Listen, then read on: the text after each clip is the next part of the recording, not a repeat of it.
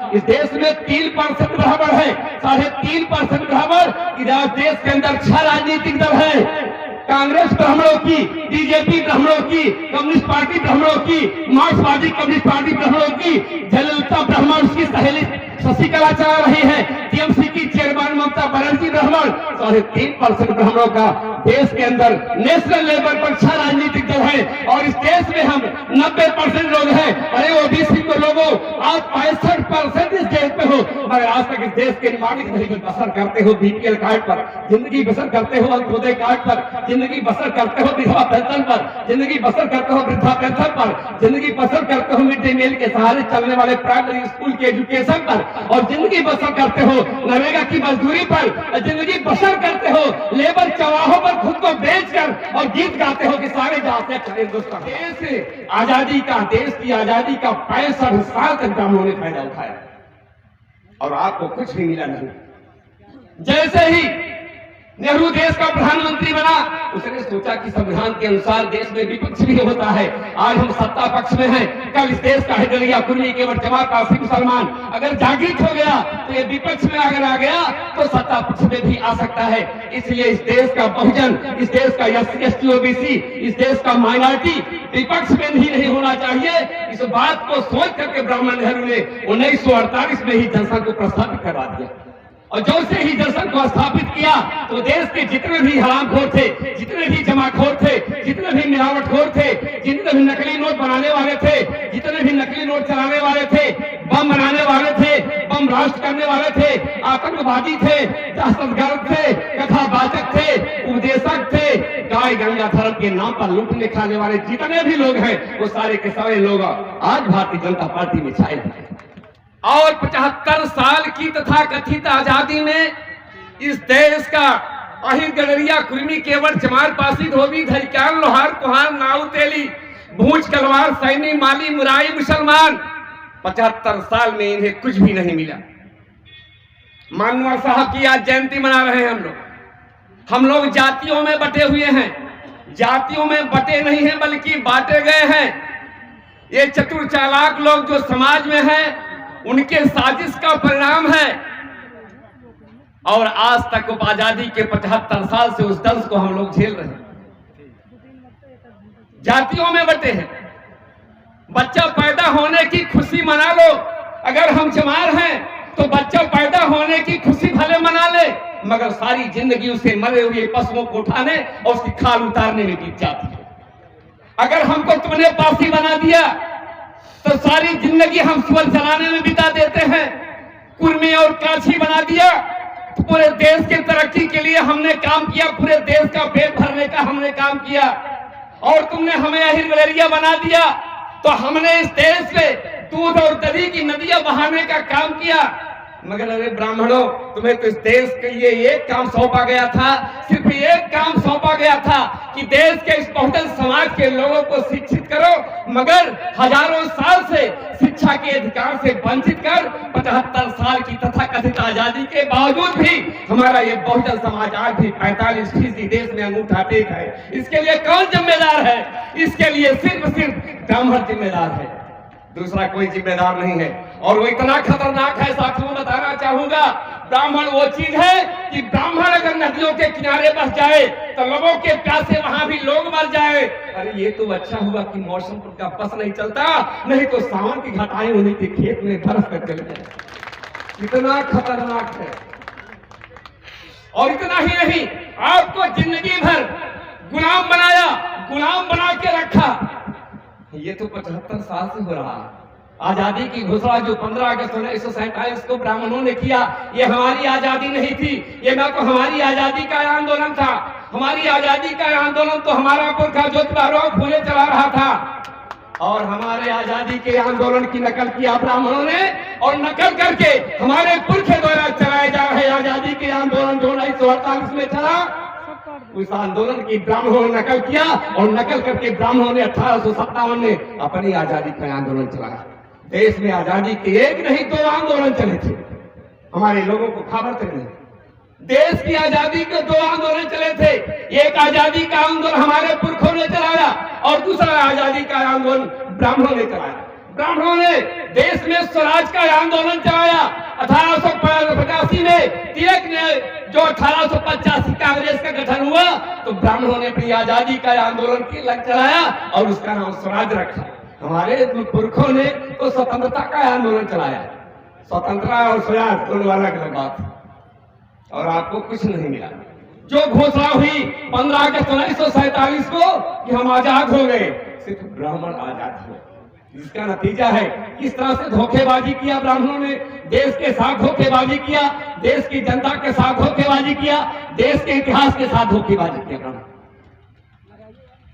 देश में आजादी के बाद 15 प्राविंशियल कमेटी थी और प्रधानमंत्री बनने के लिए 3 दावेदार हुए।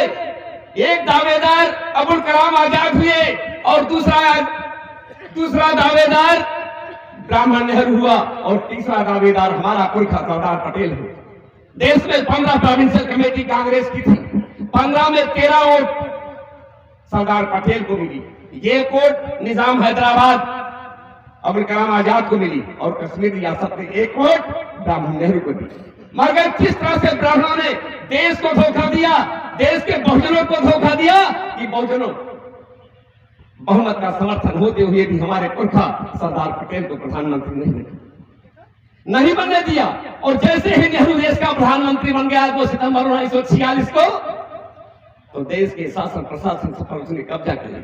देश के जितने भी पंडित पुरोहित थे, राजा महाराजा थे, नवाब और सरमाएदार थे, जमीन थे, सेना पुलिस के अधिकारी थे और जितने भी न्यायाधीश थे, ये सारे लोग कांग्रेस में शामिल हो गए। और कांग्रेस में शामिल होकर के ब्राह्मणों ने देश की आजादी का 65 साल तक ब्राह्मणों ने फायदा उठाया और आपको कुछ भी मिला नहीं। जैसे ही नेहरू देश का प्रधानमंत्री बना, उसने सोचा कि संविधान के अनुसार देश में विपक्ष भी होता है। आज हम सत्ता पक्ष में हैं, कल इस देश का हैदरिया कुर्मी केवट जमात कासिम सलमान अगर जागृत हो गया तो ये विपक्ष में अगर आ गया तो सत्ता पक्ष में भी आ सकता है। इसलिए इस देश का बहुजन, इस देश का SC OBC, इस देश का माइनॉरिटी विपक्ष में नहीं होना चाहिए। इस बात को सोच करके ब्राह्मण नेहरू ने 1948 में ही जनसंघ को प्रस्थापित करवा दिया। और जो से ही जनसंघ को स्थापित किया तो देश के जितने भी हरामखोर थे, जितने भी जमाखोर थे, जितने भी मिलावटखोर थे, जितने भी नकली नोट बनाने वाले थे, जितने भी नकली नोट चलाने वाले थे, बम बनाने वाले थे, बम राष्ट्र करने वाले थे, आतंकवादी थे, दहशतगर्द थे, कथावाचक थे, उपदेशक थे, गाय गंगा धर्म के नाम पर लूटने खाने वाले जितने भी लोग हैं वो सारे के सारे लोग आज भारतीय जनता पार्टी में छाए हुए हैं। वही लोग हैं, आतंकवादी लोग हैं, जिसका नतीजा है कि 75 साल की तथाकथित आजादी में हमारे लोगों को कुछ भी नहीं मिला। कुछ है यार कैसा? सारा का सारा फायदा ब्राह्मणों ने उठाया है। इसका नतीजा है कि आज की तारीख में इस देश के बहुजनों को, OBC को, SC ST और माइनॉरिटी को देश के शासन में, प्रशासन में, मिल में, फैक्ट्री में, कल में, कारखाने में, उद्योग में, धंधे में, रियल एस्टेट में, प्राइवेट सेक्टर में, फिल्मी दुनिया में, पत्रकारिता में, साहित्य में, ठेका पट्टा लाइसेंस में, किसी भी क्षेत्र में आपको हिस्सेदारी नहीं मिली। और जब 15 अगस्त आता है, 26 जनवरी आती है तो हमारे ही लोग गीत गाते हैं। क्या गाते हैं? सारे जहां से अच्छा हिंदुस्तान हमारा। गाते हो ना, सारे जहां से अच्छा हिंदुस्तान हमारा। अरे जिंदगी बसर करते हो BPL कार्ड पर, जिंदगी बसर करते हो अंत्योदय कार्ड पर, जिंदगी बसर करते हो विधवा पेंशन पर, जिंदगी बसर करते हो वृद्धा पेंशन पर, जिंदगी बसर करते हो मिड डे मील के सहारे चलने वाले प्राइमरी स्कूल के एजुकेशन पर, और जिंदगी बसर करते हो नरेगा की मजदूरी पर, जिंदगी बसर करते हो लेबर चौराहों पर खुद को बेचकर, और गीत गाते हो कि सारे जहां से अच्छा हिंदुस्तान हमारा। ये है देश की ताजा हालात।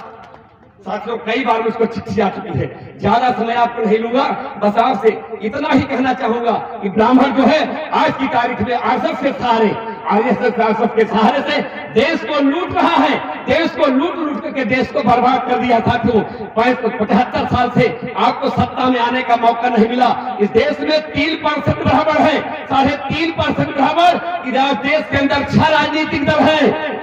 कांग्रेस ब्राह्मणों की, BJP ब्राह्मणों की, कम्युनिस्ट पार्टी ब्राह्मणों की, मार्क्सवादी कम्युनिस्ट पार्टी ब्राह्मणों की, जयललिता ब्राह्मण, उसकी सहेली शशिकला चला रही है, TMC की चेयरमैन ममता बनर्जी ब्राह्मण। 3.5% ब्राह्मणों का देश के अंदर नेशनल लेवल पर 6 राजनीतिक दल है और इस देश में हम 90% लोग हैं। अरे ओबीसी को लोगों, आप 65% इस देश में हो, मगर आज तक इस देश के मालिक नहीं बन पाए और आपका राष्ट्रीय लेवल पर एक भी राजनीतिक दल नहीं बन पाया। कैसे हुकूमत करोगे? बाबा साहब डॉक्टर अम्बेडकर ने तो आपको संविधान की धारा 219 में वोट देने का अधिकार दे दिया और कह दिया कि जाओ मेरे समाज के लोगों, आपको इस देश का मालिक बनना है। मगर 75 साल में आप इस देश के मालिक नहीं बन पाए। क्यों नहीं बन पाए? इसका मतलब आपने अपनी वोट का सही इस्तेमाल नहीं किया। सही इस्तेमाल किए होते तो मालिक बन जाते। और डॉक्टर अम्बेडकर ने जो वोट का अधिकार आपको दिया है, केवल वोट का अधिकार वोट देने के लिए नहीं दिया है, बल्कि आपको वोट का अधिकार बाबा साहब ने जो दिया है वो इस देश का मालिक बनने के लिए दिया है। मगर मालिक नहीं बन पाए। बिखरा होगा समाज और बिखरा होगा परिवार, कभी भी हुकूमत नहीं कर सकता, हुकूमत नहीं कर सकता। इसलिए आपसे आगाह करता हूं, आपने तमाम नेता चुने, वो सब जात के नेता रखे गए। नेशनल लेवल पर आपकी कोई राजनीतिक दल नहीं है, इसलिए एक हो जाओ। आज उठाई पिटाई छटाई अपने धार्मिक ग्रंथों में, ब्राह्मण साहित्य में आपका अपमान लिखा गया है, आपको अपमानित किया गया है। बहुत खतरनाक है जाना चाहिए। रूसी क्रांति का जनक लेनिन था, लेनिन ने ब्राह्मणों के बारे में लिख दिया। उसने लिखा, उस किताब का नाम है मानव की कलम से। लेनिन ने लिखा है कि अगर किसी देश को बर्बाद करना है तो भारत से केवल 5 पौना पंडितों को ले आकर उस मुल्क में छोड़ दो, वो मुल्क अपने बाप पर बर्बाद हो जाएगा। यहाँ तो 3.5% कौन इच्छा कर रहा है। ज्योतिबा फूले ने लिखा, विवेकानंद ने भारत की दुर्दशा नाम की किताब में विवेकानंद लिखा, क्या लिखा? ब्राह्मणों को पैरों पर नीचे नीचे का बांट डालो। कर पाओगे? ये करना पड़ेगा। जुल्म कराए जालिम लोग हैं। तो निवेदन करता हूँ, निवेदन करता हूँ कि आप लोग एक हो जाओ। जिस दिन एक हो जाओगे उस दिन आप इस देश के मालिक बन जाओगे। आपने हमें सुना, मैंने अपनी बात कहा, इसके लिए आपको बहुत बहुत शुक्रिया, बहुत बहुत धन्यवाद। जय भीम, जय भारत, जय समाजवाद।